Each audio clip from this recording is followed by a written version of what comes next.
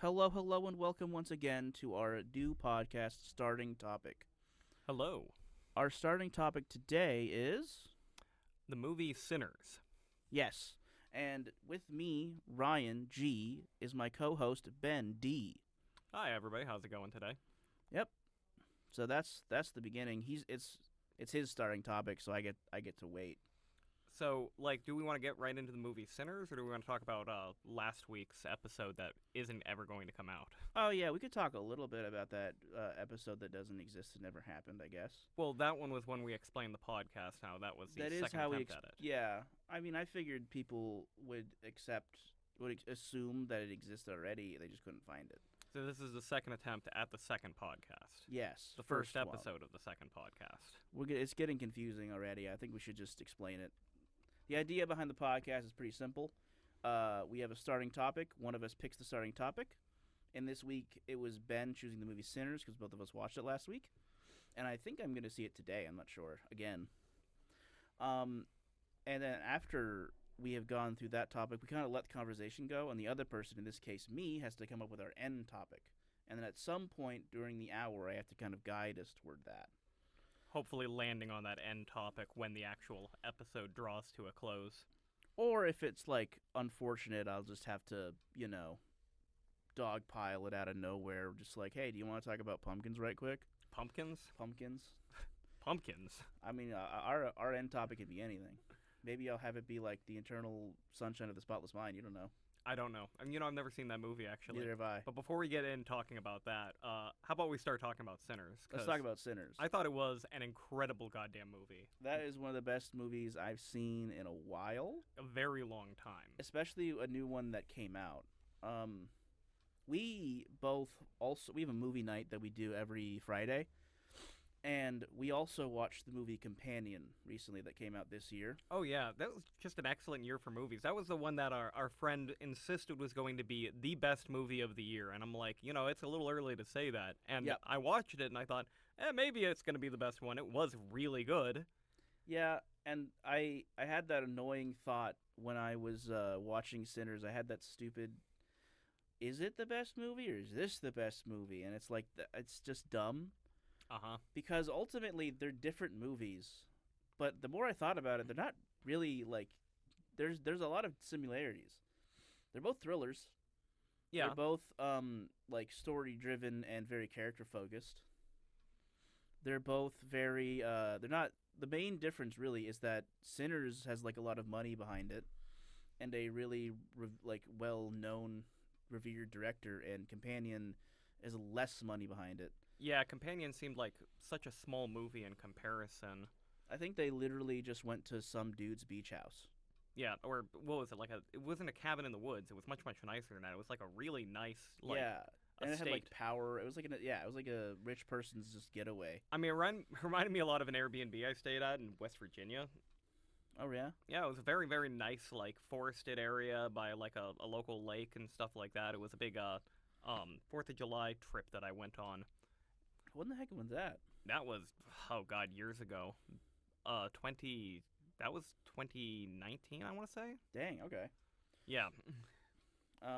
Yeah. Anyway, when I compare them to Sinners, obviously, I just don't think it's fair to compare them. Yet there's so many similarities between the two movies. But Sinners, beyond the genre, I would say, because they're horror thriller Yeah. movies, kind of, and. I think it's kind of weird that we're even bringing up Companions, because Sinners, the thing I wanted to talk about was that theater experience. Oh yeah, no, And that's something that Companions did not have. Yeah, it didn't have at all. That's not what it was going for.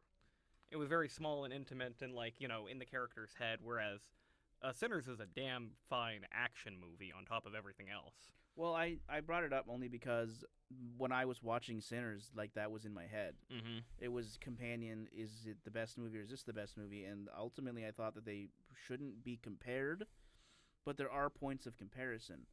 And I don't know if it's which is more fair to go with, or which is better. Now, Sinners is better, but I don't think it's better because what a failures Companion made. I think it's better because of the theater experience for one. Yeah, the achievements that it's doing. It's the first time I've enjoyed watching a movie in theater since. Well, you're the one who remembered Into the Spider-Verse, which I think probably gets forgotten because it's animated specifically. Yeah, but the theater experience of that movie was amazing. Yeah, like specifically that scene where like everything comes together. It plays the "What's Up, Danger." What's up, Danger? Oh my God, that's a fucking amazing Every shot. time there's the Prowler sting in that Yeah, movie, the sting. the zzz, every time it just like chills, dude, chills. Loved Before it. that, I pointed out the Dark Knight and Mad Max Fury Road. Yeah. And I did watch that new Mad Max movie. Yeah, the Furiosa. We watched Furiosa. it together, didn't we? Did we see that in the theaters together? I know I saw it with Sam. I'm pretty sure we did. Well, like, good movie, but it didn't give me those, like, in the theater chills. I didn't want to go see it again immediately like I did Sinners, like I did Fury Road back in the day. Yeah. But like it was just so good.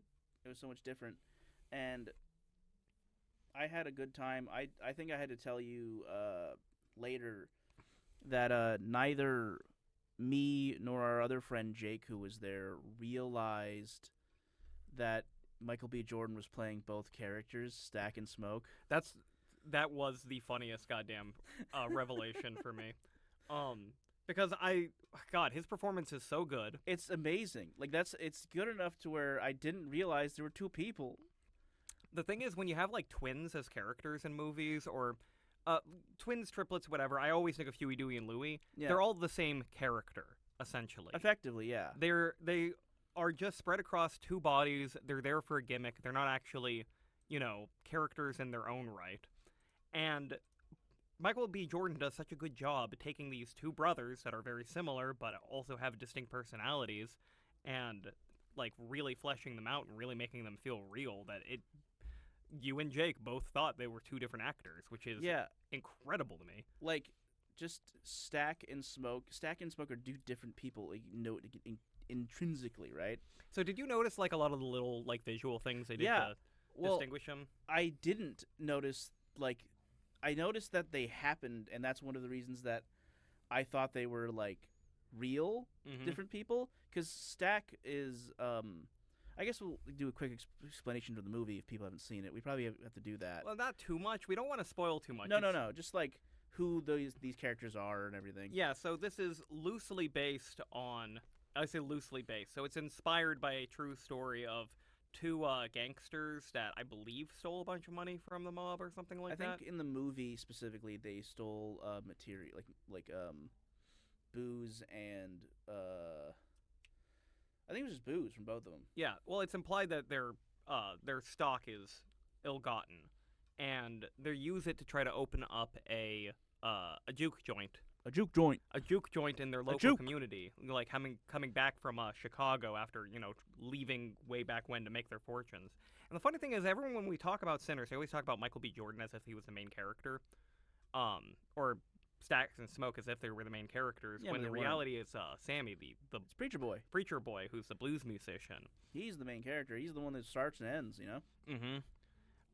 But Michael B. Jordan just has this like such amazing performance, and because he's the focus of like all the conflict or the setting around the conflict, because Sammy is the focus of the conflict. He summons the demons with his music, so to speak. Yeah, and when you think about that, you also have to remember that Smoke and Stack are twins. Stack is like notably, in my opinion, smaller in stature. He always looked to me like he was a bit smaller. He's usually wearing red. Yeah. He his speaking style is much faster, more in your face, just like... He's a lot looser, a lot more casual. He's got the gold teeth that they always zoom in on. Well, they both have the gold teeth. They have them in different places. Yeah. He has that smile that he does. Yeah, and he has this smile right here. I think they first reveal that when Sammy's playing the guitar in the car, and he's like hearing for the first time. It's like, oh wow, he's a really good musician. As soon as he starts singing and singing. Ugh.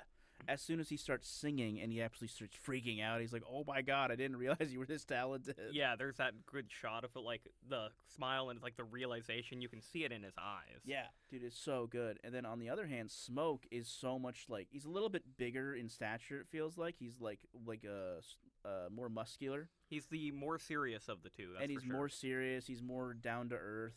He's a little bit he's like kind. He's kind in a way that's kind of hard to describe, because his kindness is like, I'm gonna shoot you with a gun, but I'll also pay for your medical bill. I mean, yeah, he did that because like he couldn't have that guy disrespecting him, like stealing stuff off the back of his truck or whatever. Yeah, and like I get it, But like that's someone he knows from like back in the old days. and I feel like Stack would have just like talked to him. The another trick that it does is so they introduce the characters together, they kind of get the layout, and then they separate the two. They go in different directions. They have Yeah, two different like jobs to immediately. prepare for. And in both of these scenes, they introduce both of these characters' respective love interests. Smoke, the serious one, wears blue.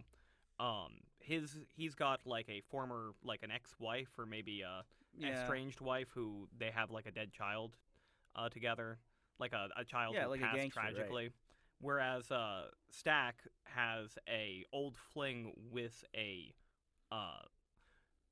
don't want to get too into spoilers, but like a white passing girl. yeah, yeah, And, like and the nature of their relationships are complete opposite again.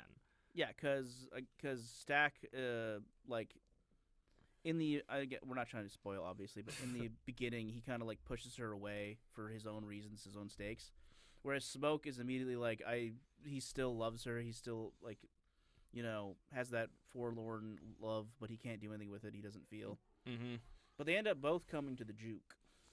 I love that this movie is about them like defending this bar from like a bunch of vampires, but I could spend so much time just talking about like the opening and like the characters like talking to each other and like getting to know each other, because it's such incredible performances, such incredible like filmmaking. Like all those Yeah. scenes you get really, really into, despite the fact that they're these slow burning talking scenes.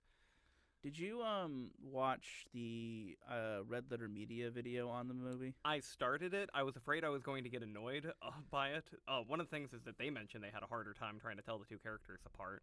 Yes. Like they get Stack and Smoke confused for the scene when they're talking about the plantation money, Yeah. which is kind of an important plot point. I got confused the whole movie. I can't judge. I want to judge, but I can't. Uh-huh.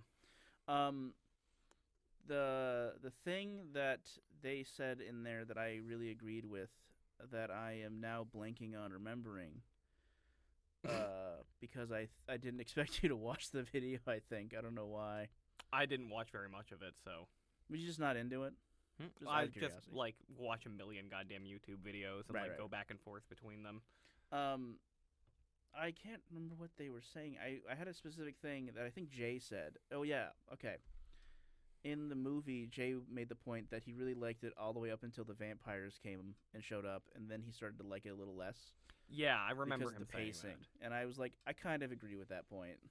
The last, because all of that vampire stuff is only in the last third of the movie. It's not Yeah. even like the last half. It's like the last third of it, which Like- is a little surprising. It's like touched upon before that, but it's really, really late in the movie. And it's still cool because it adds like fun to the movie, in a sense. Like it's really actiony and cool, and you get to see all this cool, vampire v human stuff. And then obviously there's I don't want to actually. You know what? It's not gonna give much away, but I'm still not gonna talk about it. Okay. There's a specific scene where they're all dancing. Oh my god, the scene. Yeah, I love that scene. There is a particular scene, and this isn't much as I was going to say it, but it's the scene you go see the movie for. Wait, which scene are you thinking of? Are you thinking of the first time or the second time? Now I'm confused. I'm talking about the jig. I'm talking about when they burn the damn house down. No. Oh, you're talking about the Irish one. Yeah, I didn't want to say Irish because I don't know what that would give away. Oh my but- god, sinners can't be racist because that Irish song slaps so damn hard. That Irish song is fire. Do you have any thoughts about like the politics of the movie, or do you just want to bask in the filmmaking and the performances? For me, it was mostly basking. I'm not gonna lie. I could see like elements of the politics, and obviously like it's set in Jim Crow era America, so Yeah, like the Delta Mississippi yeah. sharecropping era. And I assume I've seen less of this online than usual because I see a lot of like horrible stuff online. Mm-hmm. Usually horrible opinions by very racist people. I haven't seen any of them talk about the movie, which is usually a good sign. But like, I could see real cretins seeing this from a political standpoint as like a stance or something. One thing I'll note is that this is a first movie in a long time, several months, couple of years. I feel like I can see it's hugely successful. It's very popular with critics, also very popular with audiences. Like you go to those Rotten Tomatoes critic score versus user review score, and Yeah, they're both real high. everyone loves it because it's a really good movie. And I think one of the things of note that I thought kind of set it apart from other movies that sort of do this is that it wasn't really about race specifically. No, it was about community. Yeah. And it was pretty like upfront about that. It almost feels like it needed to say that so that people didn't freak out. I had a minor disagreement with a coworker about it where I made the flat joke. He's like, no, you're racist because you don't bother to try to actually think about the art itself and what it's trying to say. Because they're like, did the blanket, no, it's racist against white people. I'm like, it's not racist against white people. You can't be racist against white people, not in that way. The whole point is like you try to protect your community, and you don't actually know if like people who even mean well might Yeah. destroy that. I think it was like really like notable that it was like the white girl who went to the vampires trying to get, and it was all about money because they were trying to get they're trying to pay for all the alcohol Yeah, they have to actually like get the money back to make this shiz work. in order to save their community, in order to make that dream come true. It all comes down to money, and they weren't able to have that money on their own, and that's like part of the tragedy of it. Yeah, and like I don't know. I kind of just immediately I had a thought and it died. Oh yeah. But I loved that movie. I'm excited. Hopefully, I'm going to see it today. I was supposed to see it yesterday, but I ended up playing D&D instead, and then How'd your D&D game go? I don't remember. I was What do you honestly mean you don't remember? I was really tired. I didn't sleep well the night before, and I was like planning the whole time. As soon as I'm done with the movie, I'm just going to go straight to bed. And then it turned out I had D&D from 7 to 10, Oh jeez. and like D&D. I mean, we could transfer. We could. I mean, I want to final thoughts on the movie because I'd like to transfer a little bit into talking about how much I don't like D&D as much anymore. Yeah. Loved it. It was a 10 out of 10. If you haven't seen it, please see it because it's Yeah. really good. You should see it in the theaters, or if you have like Yeah, a this friend is- with a great setup. And our theater experience wasn't even like ideal either. Like I noticed like the heat or the air conditioning wasn't on. I was baking in that theater. I was like shoulder to shoulder with people. I didn't care. The fucking sound system was incredible. Like hearing the surround sound during some shots really made that experience worth it. Seeing the big ass screen really made it worth it. If I could see that movie in IMAX, I would see that movie in IMAX in a second. I didn't have an issue with the air conditioning as much. I think I just took off my jacket or my hoodie probably. But yeah, it was really really good. I'm really excited for it, and I also want to shout out. I love it when a movie ends with just murdering a bunch of clan members. Okay, enough spoilers. So, D&D. What kind of D&D campaign were you playing? Because you were doing multiple different games, if I remember correctly. Like you were doing some stuff with my brother, but now you're just doing a classic Dungeons and Dragons 5th edition game.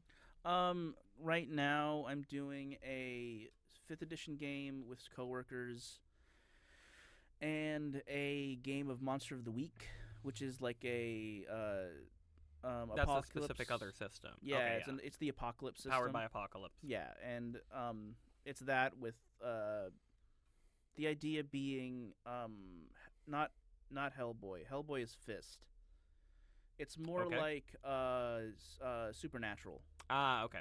where like every week you have like a new monster and you're in a new area and you got to figure out what's going on. Almost Buffy the Vampire Slayer, Angel, that kind of daytime television like fantasy series that was popular in like the 90s, early 2000s. I've never like seen an episode of Buffy and the Vampire Slayer for the most part. Buffy the Vampire Slayer is still one of my favorite shows of all time. You've said that before, and I'm sure it's just at the time I was like, I don't know, 7, and I wanted to play Spyro. I'm gonna get into it. So, because I had a lot of bias against Buffy the Vampire Slayer before ever watching the show, and it's because it's called Buffy the Vampire Slayer. It's because this character is named Buffy, and Buffy is a ridiculous fucking name. And you imagine a ridiculous fucking show with like this cheerleader character like killing vampires and stuff, but it turned out to be a much better produced series than that. And that Buffy thing is part of the joke. It was always meant to be the deconstruction of that like character archetype.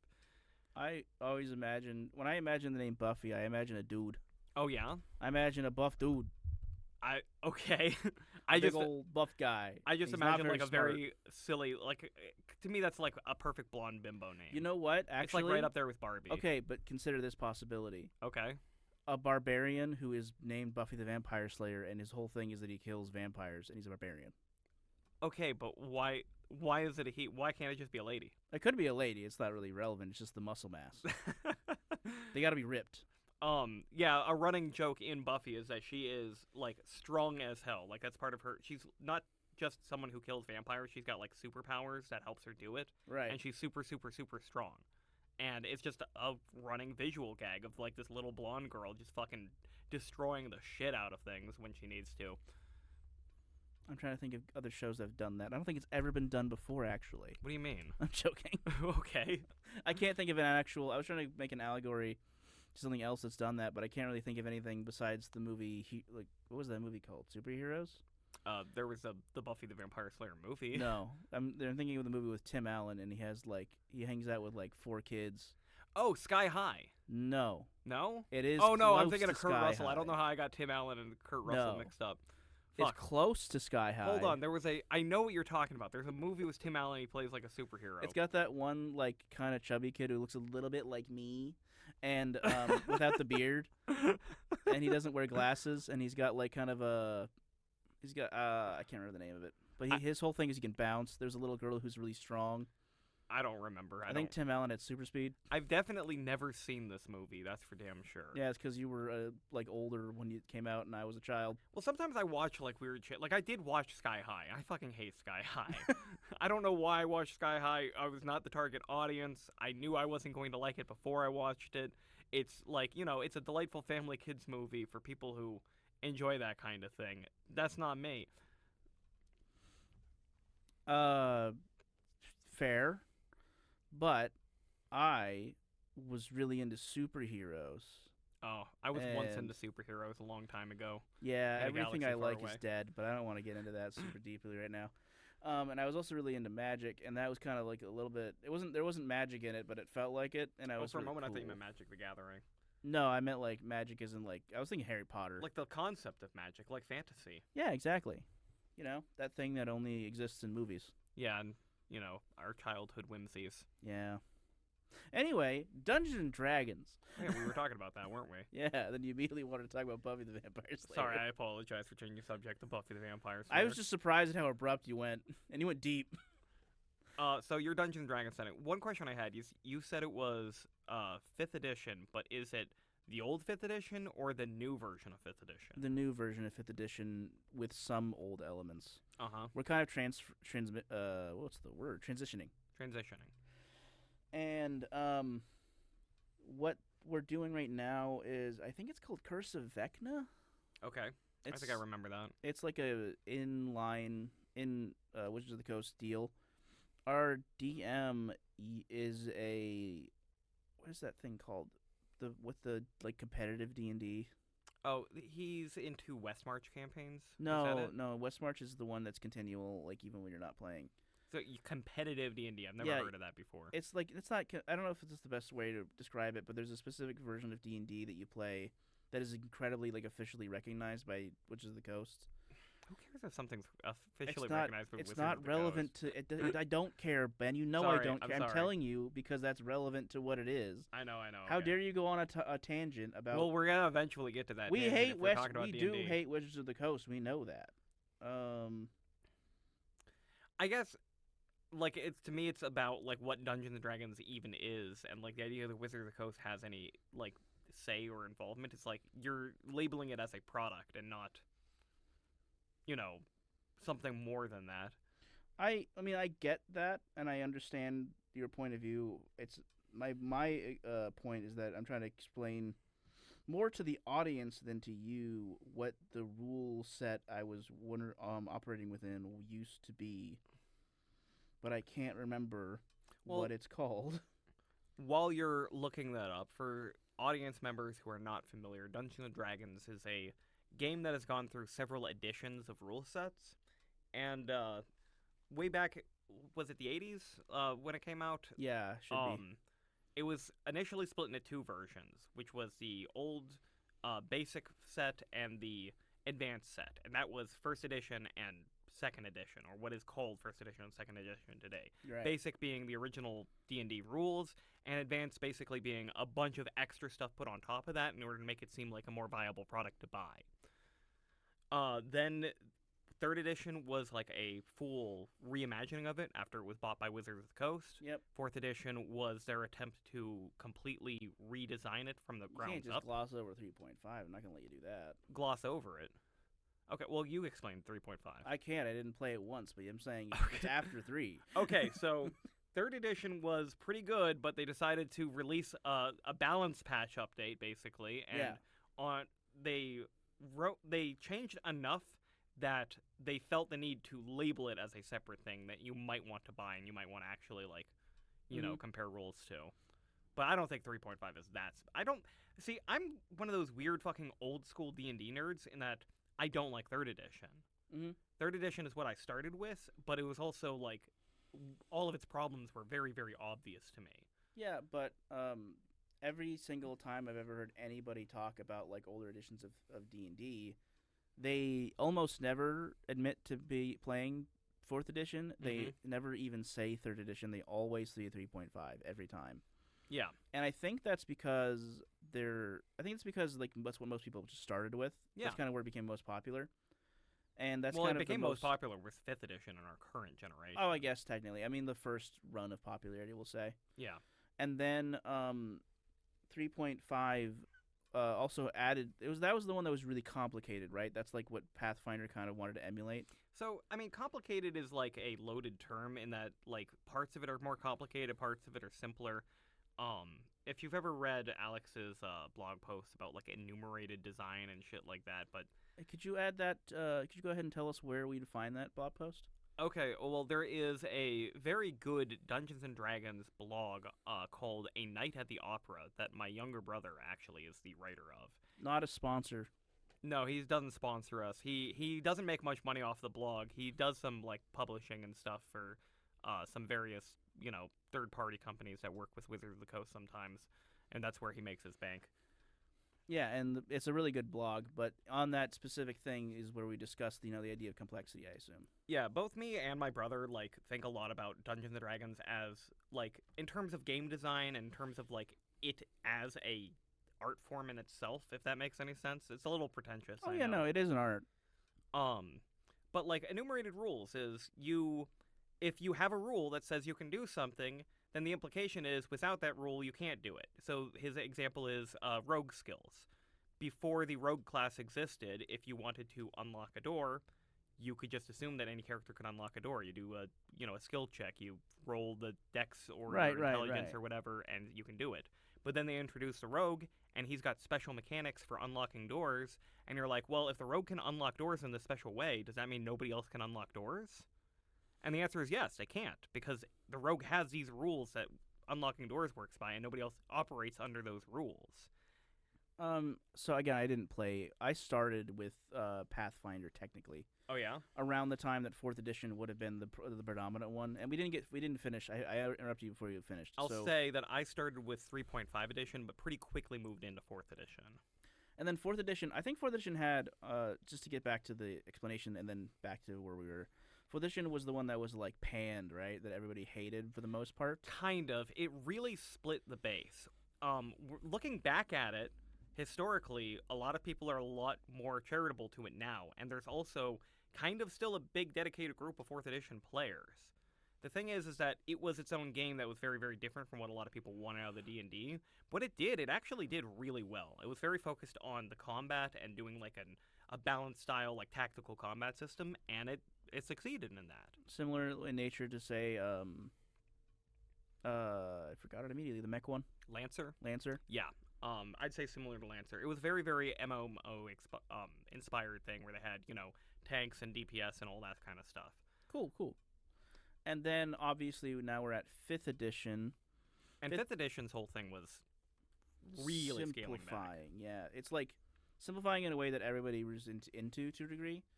And I think your point about enumerated rules, would you agree, or would you make another point that sort of not necessarily disappeared with 5th edition, but was reduced to a point where now it's less that only the rogue can do this, but that the rogue is the best one to do this, so they should be the only one to do it. Yeah, exactly. 5th edition really, really scaled it back, really, because its major inspiration was 1st edition D&D more than anything else. It was basically going back to 3rd edition and then taking out a lot of that complication and just keeping it balanced. Because a lot of game design happened between 1st and 3rd edition, you know? Simple things like how do you calculate a roll quickly and make it the most fun. Right. Advantage and disadvantage of a system that seems so simple and so elegant, but it was introduced with 5th edition, and now that it's here, it's insane to think that, you know, this game existed for this long, that RPGs existed for this long without a simple roll twice, take the better, or roll twice, take the worse. Yeah, no, that's crazy. I think that my experience is different than yours pretty significantly, but I really didn't even realize that that was where that started. Oh yeah, 3rd edition, everything was a -2 or a -5 modifier, or a +2 or +5 modifier, and you'd have lots and lots of different, like, sources of where you're getting those bonuses, and you'd have to, like, add them all up and stack them, and you'd have to identify 2 similar things, like, a cleric spell might give, like, a divine bonus, so, like, 2 different divine bonuses don't stack with each other. It was hell. It's just, like, a lot of, you know, fucking doing math on your piece of paper. For no really good benefit. But then in 5th edition, you can just, like, oh, well, you're good at it, roll twice. Exactly. And it's so simple, and it's so elegant, and it's, like, an incredible mechanic. Yeah. And now, right now, we're at, I don't know what to call it exactly, because it's changed. It's 5.5 edition, Yeah. I'll call it. We'll say 5.5, and it does basically the same thing as 5th edition. The only major difference is that they kind of balance some of the stuff a little bit better. Some stuff I wouldn't say that. Chromatic Orb, for example, is one. Do you remember Chromatic Orb, the spell? Uh-huh. Yeah, and the idea is you build an orb in the random location, and then you can kind of move it. Uh-huh. And you can ram things with it. And it's the one that has the random effects based on colors, hence the chromatic thing. Yeah, and the way that it, like, works now, I vaguely understand it. I don't have the spell. One of my coworkers does. But they bounce off of enemies now. Okay. So it'll do up to, like, 3 bounces, and you roll every time, and, like, they almost cleared an entire room with it. See, that kind of thing, when it comes to Dungeons & Dragons, and it's all because it's a game played at the table, and you have to do all the admin yourself. Mm-hmm. I don't typically care about, like the way they do spells, I'm not a big fan of, because it's a lot of rules and a lot of systems that I don't like it. you gotta remember, you've gotta account for, you've gotta figure out, like, what's the range of the spell, what's the area of effect, can you reduce the area of effect based on meta magic thing? That was a thing in 3rd edition, not 5th edition. You know, stuff like that. Where the whole point of, like, Dungeons & Dragons and a tabletop experience is that most of the games being played in your imagination, you can just let the rule be, have your let your imagination do the work. Yeah. So a way, like, a simpler OSR style game would, like, do a spell would be, the game Knave has a spell that I use as my go-to example because I love it. It's Wings for Arms. What's the spell description? Well, the spell description is your arms get replaced by wings. Yep, and then you figure everything else out. The DM is, like, interpretive, like, does that let you fly? Well, I would probably guess so. But if the DM wants to be a dick, he can say, no, actually, you don't have the bone density that, you know, is required to let you fly, or something like that. You can glide. But, like, trying to get into the nitty-gritty is like, okay, well, you've got a fly speed of 60 feet and a glide speed of 80 feet, and you're not able to climb higher altitudes, but you can glide down and, like, shit like that. That's the kind of stuff that would be in modern D&D, like, with rules and systems that you've got to account for and keep track of at the table. And they write like they expect a computer to do it all, like it's a video game. Yeah, and plus on top of that, there's other stuff you have to think about, like if the spell is verbal. Did you go to the 3rd camera? I might have messed it up and accidentally hit the 3rd camera button. Hey, 1 and 2 again. All right, cool. We're chill. Okay. That was scary. You put us in the dark for a second there. Put us in the dark for just a second. But in 5th edition, there's a lot of stuff like that, and then there's like is it somatic? Do you need to use your hands? Do you need to use materials to cast the spell? Stuff like that. Except you don't need to use materials to cast a spell if you have a focus, and it's like what? Yeah, a thing I always hate about 5th edition specifically, and I like 5th edition. It's my favorite version of D&D by far. Yeah, I'd agree. But like a lot of the ways it would simplify stuff is by just giving a option that steamrolls over the problem. So Yeah.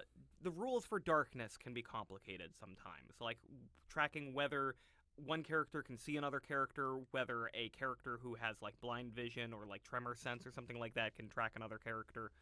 Um, so in order to like get around the complicated rules of like light sources, whether you've got a candle or a torch, and whether it's a hooded torch that has like a directional indicator, they just gave every single race dark vision. Pretty much, yeah, except like humans. Yeah, so humans are the only race that have to actually worry about it.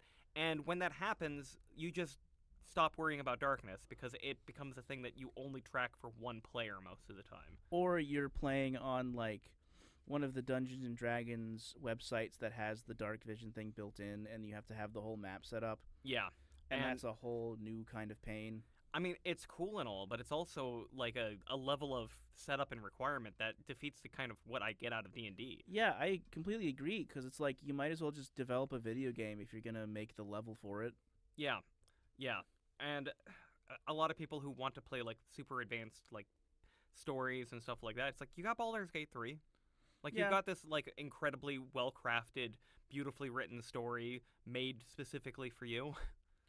Yeah, I mean, I can agree to that point. I think what's fun about D&D generally is like just coming up with and solving the problems that Yeah. the DM comes up with. But one thing I've noticed is that I'm hating doing it online more and more. Oh yeah. Oh yeah, it's just like one is like with Discord, the biggest issue in the frickin' world is that you can't talk over somebody. Yeah.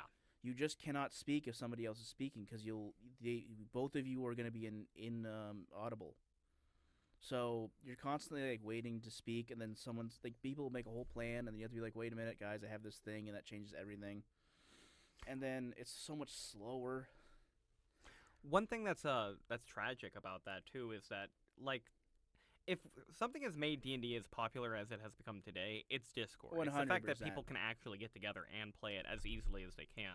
Because what kills all D&D campaigns is trying to get all your players together every single week on a consistent basis for an extended period of time. Absolutely impossible. Absolutely fucking impossible. It was easy enough, like, getting everyone online, you know, on a weekly basis to play video games, and that's kind of what people do nowadays with Discord and D&D. But I feel like you're missing a lot of the D&D experience when you're doing that. Yeah, man, like eating food with your friends, chilling, having like being able to see somebody make a facial expression. Yeah, like making a joke and everyone around the table laughing and slapping their knees. Well, I slap my knees. I don't know about anybody else. Ben's a laugh slapper. I'm a knee slapper. I picked that up from another friend. You're also a table slapper. That Yeah. can be scary sometimes. I think it's fun. I'm a millennial. What? No, I'm not. Wait, are you? No, I think I'm like Gen X or Gen Z. Not Gen Gen X is older than millennial. Is that right? Are we okay? Are we having a discussion No, I about don't wanna. generations now? I don't care enough. We're not that far off. But that has been a big problem with like playing D&D recently. And then on top of that, one thing that your brother did to me as like as almost offensively Oh yeah. is that he ruined Dungeons and Dragons combat forever for me By being by making his Brave game. He made a what's the term? a hack. A knave hack off of the game we talked about earlier, Knave, which is a really simple D&D. We didn't called really Brave. talk about it. There is another mentioned. RPG called Knave that I'm a big fan of. Yeah, and it's much simpler. It's much like boiled down to be like all in your head, and the way they do it, it's really cool. Alex made a Brave hack of that, or Knave hack of that called Brave, and it's really fun and enjoyable. And the best part is the way the combat works, because the way the combat works in Brave, I don't know how much you've played it.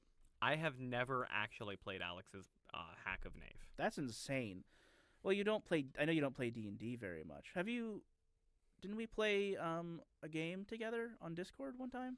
You mean that one where No, that was a funnel system, wasn't it? there was a game that we played where you played as like a family, like Yeah. you had a parents and like a traumatized child.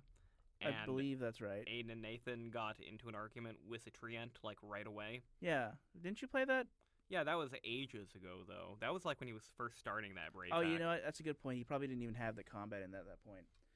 So the way the combat works in his released version, which he did I think a year ago now, is it's your team versus their team, and the roll is actually a coin flip to see which team goes first. Okay, yeah, his initiative system. I use that initiative system myself because it's so much easier, so much faster. It's faster and it's so much more fun. When we were playing, because I was playing a pretty consistent game with another buddy named Alex, different, we'll call him Alex G, or Ali G, that's his rap name. Ali G. That's actually his rap name. And then Nathan. Local artist. Yep. And then Nathan. And the three of us were fighting these guys, this big, giant, band of bandits. Okay, a band of bandits. And we were in this little stairwell, and we were getting stuck because the top of the door, we had to close it off because they were going to come that way. And then the door that we're at was like their main chamber. They're all in. There's like 10 of them. And we needed to figure out a way to keep this door closed, keep that door closed, and then kill all of them. And what we did, one of us had a gunpowder thing. We had what are those old-timey things that you put gunpowder into single barrel things? I have no idea. Like a powder horn. Yeah, a powder horn. That's exactly what it was. Okay, yeah, cool. I do have an idea. One of us had a power horn, and we were like, all right, our powder horn, and what we're going to do is I'm going to stand next to the door. One person who's keeping the door closed right now, they're going to open it. Okay. And then the third person's going to throw the powder horn through, and then we're going to shoot it. Okay. And we had this ability. We were able to do this whole plan because it's us versus them, and that there was no enemies in between. So we got set up. They did stuff on the other side of the door that we couldn't see, and then we opened the door, and turns out they had the exact same plan. Oh my god, that's such an Alex fucking play to do. I love my brother. He's such a good DM.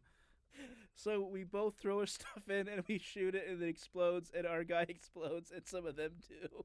Oh my god. It was such a good time, and that's the kind of combat that I like. In Dungeons and Dragons, every single individual enemy on the fucking board rolls by themselves. And you move, and then you take an attack action. It plays like XCOM. Yeah.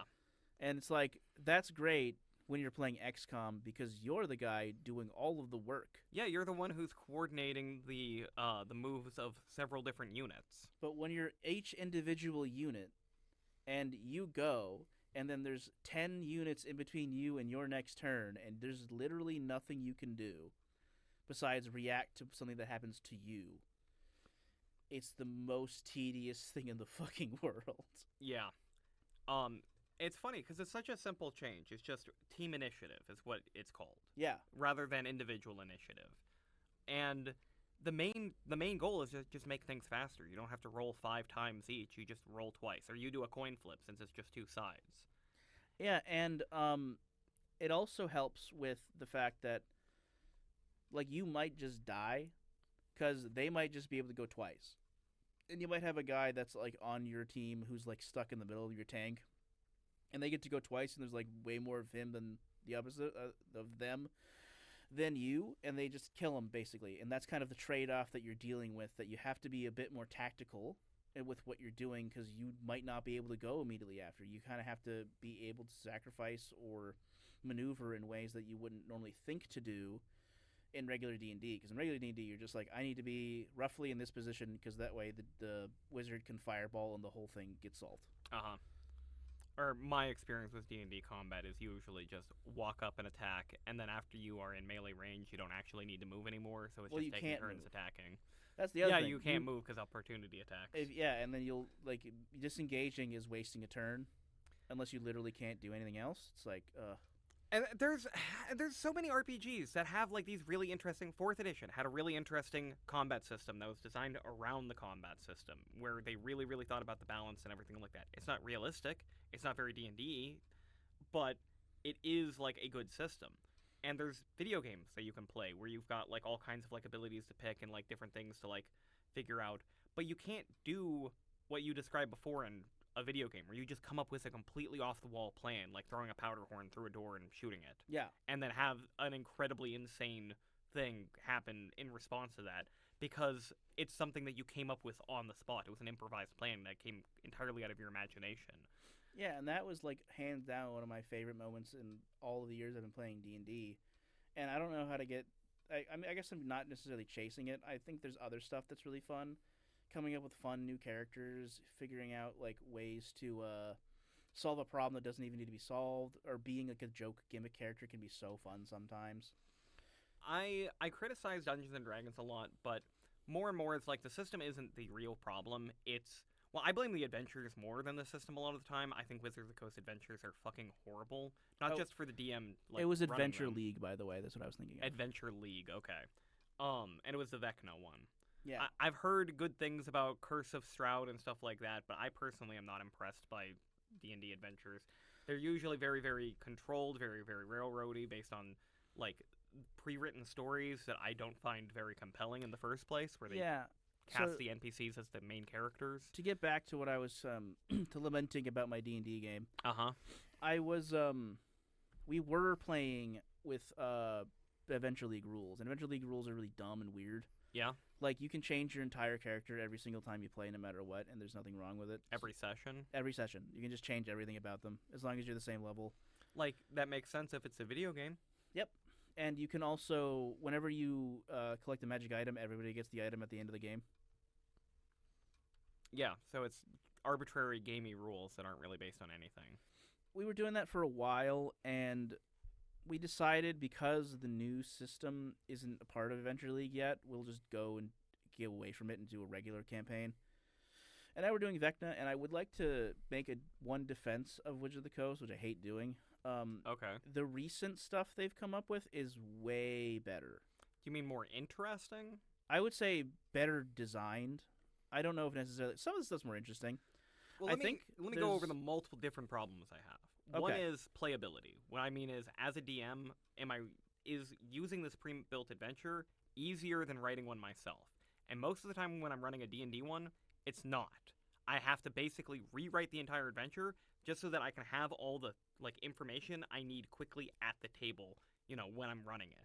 So I need to copy down like character bios, I need to copy out the monster sections. It's literally just how the pages are formatted. I had that exact problem Mm-hmm. when I was playing a game with your older brother Sam, Yeah. and I literally at the end of the game I felt so dejected. I hated it because every single time they'd meet a character, I'd be like, "Oh, I don't know if you know this guy. I don't know if I have any information on this guy." And I'd looking around, I couldn't find any information on him. It's the worst thing, and like one of the big things about OSR style games is that they go out of their way to like, okay, if something is so important that you're going to be using it often, then it's going to be in the front cover of Yep. the book, so you can always find it every single time. Every single encounter is going to be written on one page or 2 pages. It's a 2-page spread. It's never going to be across multiple pages that you need to flip through. You don't in need to order go get to a all the information you glossary, need. or if you did need to go to a glossary, if they were that big, there's a thing. Hey, you can't find more information about this character? Go to page 10. So that's my first major problem with Wizards of the Coast adventures is how they're formatted. Second one is I just don't find them very creative or interesting. Like a lot of classic ideas, like Vecna is a really fucking cool villain. Has Yeah. always been a really cool villain ever since Vecna was invented in the D&D universe. Not necessarily Forgotten Realms, but the weird Yeah. combination of all of them. Actually, I think he's originally a Dragonlance one, isn't he? I don't know. Okay, never mind. I don't even know why I ask you that kind of stuff. I don't know. My experience with like mainline D&D stuff is mostly you telling me that it sucks, so I ignore it. That's not fair. You gotta actually, discover for yourself No, I how don't. much it sucks. No, I do not. The thing is, like, when you have these like cool ideas and characters and monsters and like when I say something is good, I mean that I read it and I think, oh, that's cool. I want to do that. It gives me ideas. I want to implement this myself. I want to see this happen. I am picturing running this at the table and my players like interacting with it. Do you remember when Silas described to us the false Hydra? Yes. Like, I think the false Hydra is a very overblown fan-made concept, but at the same time, It's it does so that. cool. It does the thing I want. It has that kind of sauce that Yeah. makes you excited, and nothing Wizards of the Coast has ever made has that kind of energy to it. I would. Okay. Is that your main two? The third one being after that is just, I think Wizards of the Coast writes bad adventures, like very railroady, very, very... Oh, yeah. Okay. So I'll go through each of those. I kind of can. Your first main point, they have gotten better with that. Yeah, the Yeah. formatting. Way better. Like, it's not amazing. It isn't perfect, but, like, from the adventure that I played years ago, where I had this dejected issue, to now when I've read some other ones, it's way better. Mm-hmm. They're a lot better, clear about information. They've clearly learned there. I don't know if I would say it's like as good as imagine like Fever Swamp being the easy example. There's this one written by the guy who made Knave called The Haunting of Willoughby Hall. Yeah. And like the entire adventure is written out on like 4 pages, and it is so dense. It's incredible. Right. Like that's the standard I want to go by. Well, they're not at that standard, but No. they're better than they They're were. better than they used to be. Your next point about interest, I mean, like that's the problem with that is You don't know as the player because you're not the one reading through that book. X comes up as a DM, and I'm going to admit there's plenty of times where something has seemed really cool in a pre-written adventure that I've botched when I've brought it to the table because I didn't make it as cool as it felt like it was in the book, you know? Sure. I don't know. That to me, that's very subjective. I will say that a game I was playing a while back that had a really cool idea like that to me was the game where it was an adventure setting where you are people robbing a bank, or you're robbing something. You're doing Ocean's 11. Okay. And you're doing that in like 10 different settings. Was this Blades in the Dark by chance? I don't know the name of it. Will Okay. ran it. He doesn't tell me the names of things. But it had a heist rules. It had a lot of heists. The whole thing was heists. Okay. And that's a really cool idea to me. I love the notion. I love the idea. We have no idea how to do any of it. Because we're not like, nothing was super clear. The way that Will runs stuff can sometimes be confusing. But Have I ever explained to you exactly like what, like me and Alex, what we consider a well-written adventure, like how we would go about doing it? no, but feel free. So I'll use Haunting of Willoughby Hall as the example. So in that one, the premise of that is that you are running away from a angry cloud giant who you've stolen his golden goose or something from. Okay. Right. And he is chasing after you, wielding a church bell as a weapon. He's like swinging it around by the rope, and he's like slamming it into stuff. And you go and you run into a haunted house to escape him. This is the beginning of the adventure. You're in a haunted house. There's a cloud giant outside slamming on the walls. As he's slamming the church bell, it's waking up the undead that are in the haunted house, and you just have to survive. That's it. There's no story. It's okay, players, how are you going to get out of this situation? Be creative. So it's almost more of a setting than it is an actual like story. Exactly. Like the way that like I would write an adventure is I write a place, I write characters, I write a bunch of things that the players can interact with, a bunch of factions that are interacting with one another that the players can get involved in. But there isn't like a idea of what's going to happen because I don't know what the players are going to do. Are they going to, take a magic potion and throw it into the mouth of the cloud giant and turn him into a duck? Maybe. Like, if they find that potion, it would be a really, really funny moment, but I can't, like, make that kind of thing happen as a DM. I can just put the tools in place. Yeah. And that is what, brings out good play, in my opinion. That's where the players make up their own stories where these, like, ridiculous situations happen.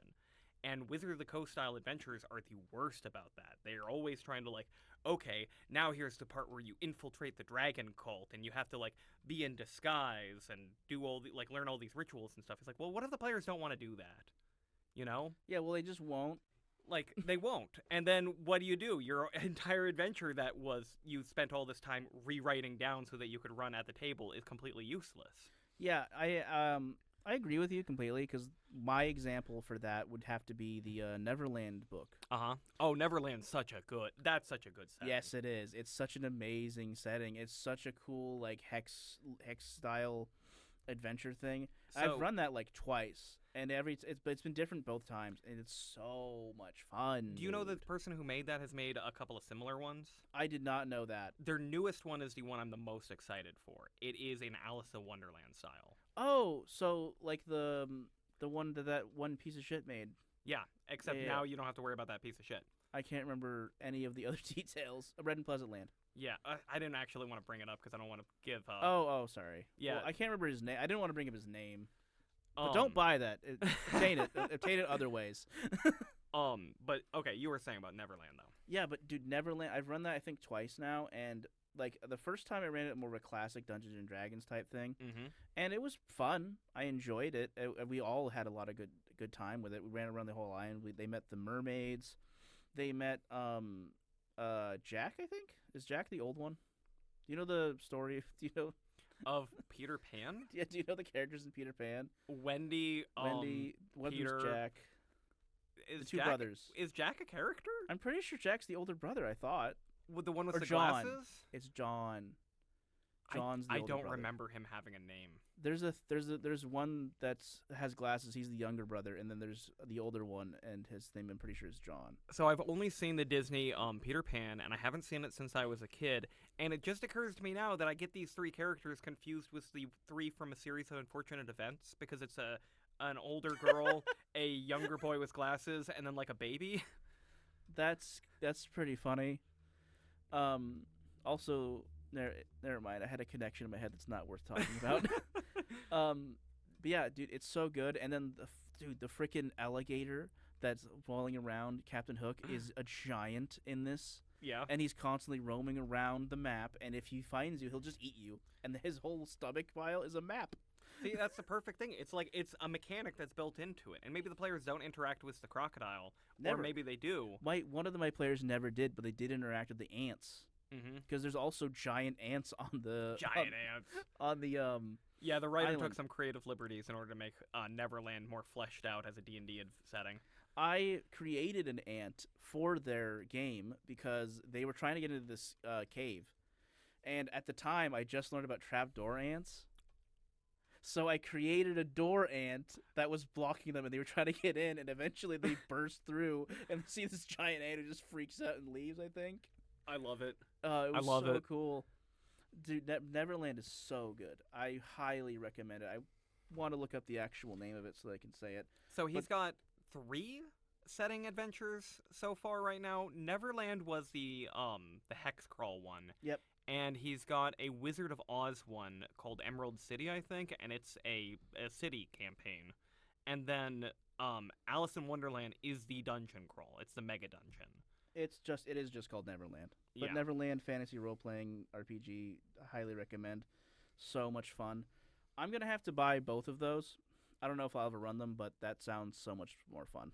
The best source book I've ever seen, like the best pre-written adventure, is the official RPG for the movie Labyrinth. Oh, yeah. And the way it's set up is so brilliant because it is a dungeon that you can run over and over and over and over again. It's just a series of rooms, series of challenges, lots and lots of like creative little things, and you roll as you go through the maze of like which you're going to go to. So every single time you might, counter completely different scenarios than you did the last time you played. Ben, are you telling me that your favorite Dungeons and Dragons setting is a roguelike? Yes. That's crazy. Can I get into that? Oh, I guess, sure. Well, I go on about like what D&D can do really, really well versus what video games can do really, really well. And the thing is that roguelikes are just the best approximation of what I consider to be good Dungeons and Dragons Oh, okay, that a computer I see can you. do. So, like Dead Cells, for example. Yeah. Well, I don't know about Dead Cells. I mean more like Rogue, like classic, or even like Dwarf Fortress almost. Dwarf Fortress is not a roguelike. It's not a roguelike, but it's got an algorithmically, created world and all these like randomized scenarios and things, and it's a bunch of complicated pieces that all come together that create a what's the term? A story that isn't pre-planned but kind of cobbled together based on the events that's happening. I don't know the name of that. Just Emergent. It's an emergent storytelling. Okay. We got there. Like the emergent immersive storytelling. Sims. Yes, obviously. It's the best part of D&D in my opinion. It's the stuff that you can't prepare. And like as a DM, when I create a place and a tool set and like all the things that can cause that, when you try to write a story for the players to be characters in, you get disappointed when they don't act out the story you want them to do. Oh, I've had that. I've been there. But when you create a sandbox for them to play in, you just have fun when you see the insane shit that they do. And also the stuff that they didn't see. Uh-huh. So in the episode that doesn't exist, this is a very minor tangent. The episode that doesn't exist, I talked a lot about Blueprints, the video game I've been playing. And at the time I didn't beat it, beaten it since. Super great game. Highly recommend. Me and our friend Nathan have been playing the game together online over Discord with him sharing his screen because I'm a little farther than him. Uh-huh. And we just kind of been playing it side by side. And it's been so much fun for us to be like, oh, did you not know about this thing that like I can do that you can't because you didn't go down this puzzle path? What's the term for that? It's a marketing term for the way players interact when they are playing a game together, asynchronously. I do not know it. So it's actually a big part of the way Dark Souls and like way back before that okay. Is it Strand? A Strand style game? Strand type gameplay? No, that's not what I mean. It's specifically getting players to interact with each other and talk about the game outside of the game by having weird obscure mysteries and stuff in the game. Oh, is it in similar nature to when games are getting announced and they'll have like a puzzle? You're thinking like an ARG? Yeah. Yeah, kind of like that, but it's building off of the same psychology. It's like a marketing lore size? strategy. I don't know. I can't remember the name of it. So I don't know if I even know it. the very first Legend of Zelda game, this was a big part of their marketing strategy. They introduced Nintendo Power, or specifically the Nintendo Fun Club, when Legend of Zelda was launched. And Legend of Zelda is a game that is filled with lots and lots of obscure secrets. Every single tile, so to speak, every single screen of the game apparently has a secret to find on it, whether it's a wall to bomb or a bush to burn or something like that. You know, there's secrets all over that game. Right. And most of them you're not going to find on your own. You're going to stumble across like randomly, or you're going to learn from Nintendo Power, or you're going to learn from your friend. The marketing, part of it isn't, getting kids to buy Nintendo Power.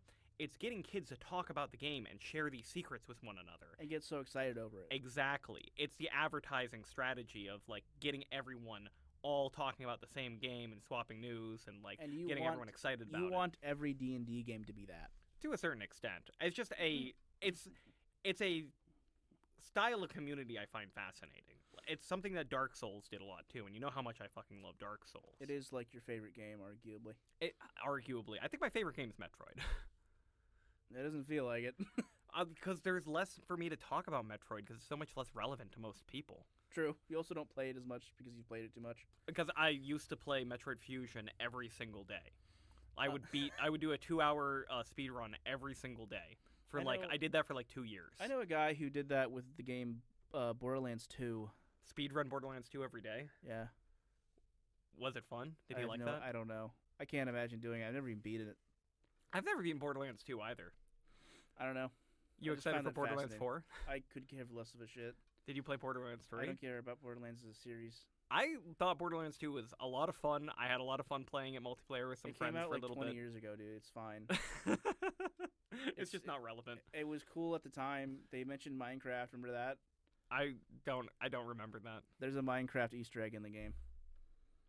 Do you remember when video games would reference Portal? I do. Do you remember the game Castlevania Lords of Shadow? Do you remember when that came out? I don't think you played it, but do you remember? I didn't play it. I don't know if I even knew about it when it was coming out. I know of it now. Before Konami fell off a cliff, they rebooted the Castlevania franchise, and they based it heavily on the God of War style gameplay. Yeah. And they rewrote the universe and the story and the characters, and it's super, super melodramatic, and they had Patrick Stewart doing voice acting. And there's just this one bit where they make a reference to Portal, and it's so out of left field, and it's so, it feels so out of place during the game. It just made me upset, and it made me hate the game. It made me hate this fucking game. I fucking hate Castlevania Lords of Shadow, and it's because they say the cake is a lie. All right. Well, to tangent away from this, because we kind of went the whole time talking about I thought the whole stuff. point was for us to go on tangents. It was. We are doing a little bit of annoying tangents, which I'm gonna have to call. I'm gonna have to call later. Okay. Because we did repeatedly start a topic and then sort of tangent away from it, and I don't know. That's part of it. Do. That's part of it. But I'm gonna try and call back that a little bit more. I would like now to bring up one of the ideas I was telling you about in our little preamble, which is I want to tell you the podcast idea that we can't do. The podcast idea that we can't do. We're going to talk about a better podcast that's never going to be made on this podcast that you are listening to right now. Well, they could make it. You want to make our podcast for us, listeners? It's not our podcast. It's just a your podcast. idea. Yeah, I know. I'm just gonna. You You better be getting like royalties for it. I'll take like $1. It's fine. A whole $1. Okay, what's the idea? The idea is if you're really into cybersecurity, it's a cybersecurity podcast.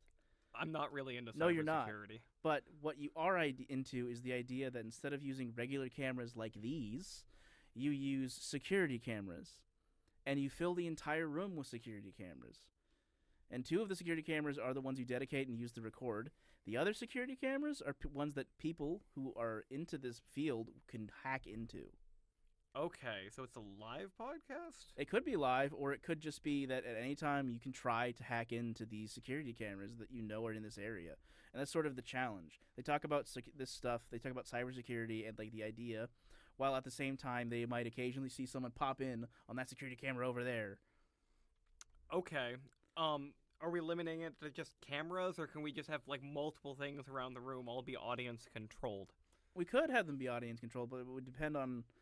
Like, the problem with this is that I have to do it from the perspective of someone who knows very little about cybersecurity. I know very little about cybersecurity, So like, I like to imagine that there's levels of encryption they can put on stuff, and they can like set up some cameras that have maybe like a crotch camera that's really difficult to get into. This sounds a lot less like a podcast and more like some weird type of game show. Well, it'd be fun.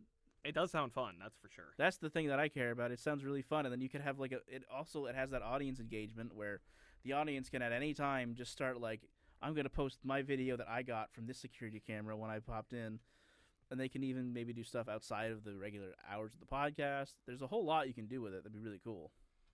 Someone make this show for us. Yeah, please, if you could do that. How often do you imagine, like, not wanting to make something, but just wanting something to exist so that you can enjoy it? A lot.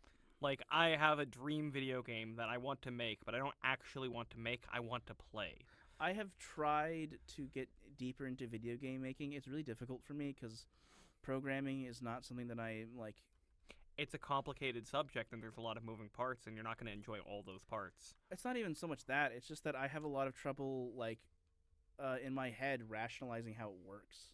Uh-huh. Like, and I'd be better if I had, like, a teacher who could just explain something, or maybe they aren't able to. But I have a lot of trouble just getting that immediate first step on, and I've tried, like, a lot. And there's some stuff I'm still trying to do because I'd like to. But there's a million, like, game ideas that I'd love to, like, build if I could, but I have to, like, put the effort in, and I haven't had the time, or I also have to work. Working is the worst. Personally, I'm just obsessed with game design as a concept. I really love the idea of, you know, trying to get a person to behave in a certain way based entirely on an environment that you're designing for them. Mm-hmm. Like, in architecture, if you're designing a space that you want people to move through quickly, you make it more narrow. And if you want them to, you know, hang around and talk, you make it wider. So you have, like, you know, bulges in your hallway, so to speak, and those are your natural rest points where people gather and they have talks and stuff like that. And that same kind of psychology works in gameplay all the time. It's like, oh, here's an enemy, here's a power-up, here's a thing in the distance. Like the things that motivate players to play a certain way and what gives them that fun. I loved that curated design, you know? Why I love Nintendo games is because they're all about that shit. And why I've never been a big fan of, like, roguelikes and, like, randomly generated stuff, because that doesn't have the same kind of, like, you know, carefully crafted effect, you know? No. Well, I mean, yeah, but that's also just part of it, you know? The emergent, like, again, the emergent gameplay, when we're talking about D&D, the best part about that is the group experience. And it's why we don't like playing on Discord as much as we like playing at a table. Yeah, I agree. The emergent story is being able to tell that story to your friends afterward.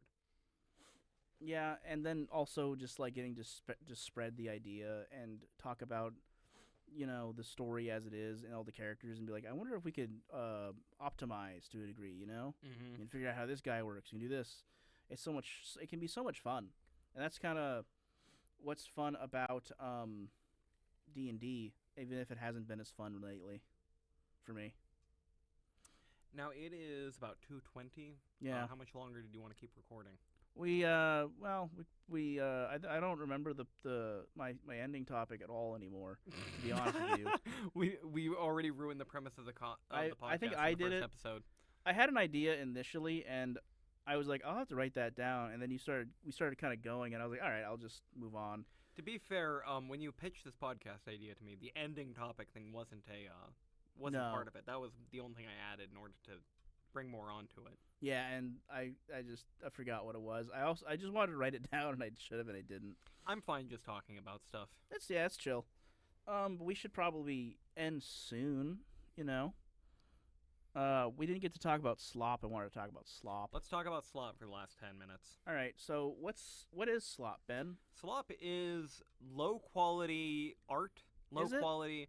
Well, okay. I call art when my definition of art is very broad, and I have lots and lots of opinions about art. So when I say art, I guess I mean more like content. In this case, slop Sure. is poorly made content, typically for profit motives, to be mass produced, to be quick and easy to produce, to be able to be made without, paying someone. That's how I see slop, anyway. So my issue with the term slop is that it's everywhere Yeah. and it can be used to describe everything. Well, in the AI era, the term AI slop is something I see on the internet a lot, and I see lots and lots and lots of examples of AI slop. Yes, AI is getting more and more annoying, and I don't want to get deep into AI because I have some positive opinions of it, but it's largely negative, like a normal person. Well, as a it's not like blockchains, where it's No. like, as a technology, I can point out exactly what it would be used for and how good and useful of a technology that is and why it's a good thing and that we want to have. But it's not being used like that. No, it's being used as a As like a labor replacement. It's a labor. I would even more so describe it as like just a chat, a flow chart. Mm-hmm. And a lot of times, because most of the time, if you're going to interact with AI regularly, it's either going to be on like Google like search or it's going to be through customer support. Yeah. Oh my god. Customer support has always been a fucking nightmare my entire life, but my god, nowadays I didn't know it could get worse. it's gotten so bad. Like if you go onto a website and you're looking at like the possible topics of like what's the issue and they don't have your problem as one of the selections, like what do you do? Yeah, Like how I do can't just you- talk to a person and describe the problem anymore. So I had this problem because I changed my cell phone. I had a Mhm. new cell phone. My number changed, and I didn't change that number on my Microsoft account. Okay. So then I got locked out of my Microsoft account because I couldn't remember it. And for them to fix it, they needed to send it to my phone number. Well, I didn't have that number anymore because it was gone, and there was no way for me to contact just like support to prove that I owned the stuff that I owned. Mm-hmm. Which luckily for me, I'd only bought like Minecraft on Microsoft, but I had to make a new Microsoft account because even when I was finally able to like hack the system effectively to get to a human being, they had no ability to help me with it all. Yeah.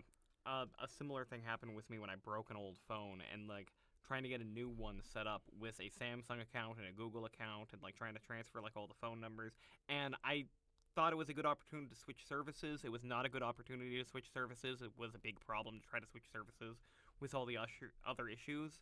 And like I ended up just having to return the phone. I couldn't fucking do it because I couldn't get the support I needed to set it up. Yeah, and that's what AI is. That's where most AI is now. But when I say slop, I just mean I'm getting so sick of everything being described as slop to a point of absurdity. Do you know that there are people describing the game Night Ring as slop? Night Rain? You mean the new FromSoft game that's coming out? The game that isn't out yet What makes it slop? It doesn't look. because it isn't Dark Souls. Slop is just a term that people are throwing out for things they dislike, is what you mean. Yes, and it's starting to bug me. And it bugs me that people are like yelling about Night Rain and like it's just a game that FromSoft are doing that isn't a Dark Souls game. It's fine. I wasn't a big fan of Night Rain when it was announced because I was like, okay, well this isn't the kind This of isn't thing for you. This doesn't it's not what I get excited for. I wouldn't call it slop. It looks very high quality to me. It isn't a thing that you would be into, and that's totally fine. But the amount of people, and then like, I don't want to talk about politics, but I'm gonna mention woke slop. Oh no, woke slop. Everything's woke slop now. Everything's woke and terrible. It's just like, bro, come up with a new term, or maybe have I don't know. Here's a thought: have an idea Don't just like boil your idea down to some overused term that some guy said on Reddit one time. Come up with an actual criticism instead of just saying the word slop. It's pissing me off a lot. Besides Night Rain, can you think of any prominent examples of like a mislabeled slop? Mislabeled slop every movie. Okay, Sinners is definitely not Not slop. slop, not even remotely. But Thunderbolts. People say it's Marvel slop. Thunderbolts. I've actually heard good things about it. Okay. Like genuinely, people have said it's the best Marvel movie they've seen since like Civil War. I don't like Marvel movies. No. I don't like how formulaic they are. None of them are to slop. hate them. I've grown to hate them. I've definitely grown to hate them. Oh, but it's Marvel slop. But it's not slop though. But That's it's not Marvel what I slop, call Ben. slop. Yeah, but you're not getting it's Marvel slop. If it's Marvel, it's just here's slop. the thing about slop. I should point out is that to me what slop is often low budget. Yep. Is often very cheaply produced. It's often very profit motivated. Sometimes slop can be great. Mm-hmm. Like a lot of old trauma movies, for instance, I would say count as slop. What James Gunn used to make before he did Guardians of the Galaxy. Like, you ever see okay. The Toxic Adventure? I've heard of it. I was thinking of the other one with the cheerleaders. It's a trashy, vile movie, very, very cheaply made, but it's fun. It's like there is still, a bit of artistic integrity to it. Yeah. And when it comes to like modern day AI slop, like the thing that they're using AI to do is replace creativity when that's the one thing it can't do. Like in Call of Duty. Exactly. Yeah, and I agree with you. Like that's what it should be used as, but it's become just everything that's negative. It's just a negative term. It's the same thing they did with woke. I mean, that's the issue with vocabulary. Do we want to argue semantics on this podcast? No, it just bugs me when you have the ability, you have a brain in your head and you can come up with a way of saying something's bad.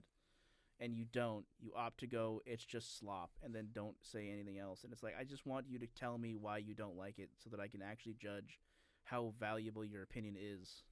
I think you need to stop trying to value random opinions on the internet, period. I don't know. Random opinions are gotten me good places and bad places. They've recommended me great games and bad games. It's hard to really say that. I'm just saying, like, I would like if, we didn't get dumber as a species every other year. Every other year. Every 4, I don't know. There was a website back in the day called crack.com. It labeled itself as the only humor website or something like that since like 1979 or something ridiculous like that. And one article I remember reading was about the way I trailed off completely and forgot what exactly I was talking about. Don't you worry, Ben. Don't you worry. Because crack.com was my ending topic. No, it wasn't. No, it wasn't. But that's what we're going to end on. We're not cutting any of that. I did that like 8 times this podcast. You get to do it once. Fair enough. All right. I let you lead. That's why. So that's our end. We're ending it now. You have a good time? I had a good time. I always have a good time having a conference. I loved it when we talked about D&D. Like, unironically, I had a lot of fun with that. Okay. We'll be back next week. We're told that podcast topics should narrow. Maybe this will be another D&D podcast. Oh my God. There isn't enough of those in the world yet. We could do that. We could play D&D, Ben. Wouldn't you love to play D&D? Oh, on a podcast? Has anybody done that before? I don't think so. All right. Bye-bye. Goodbye.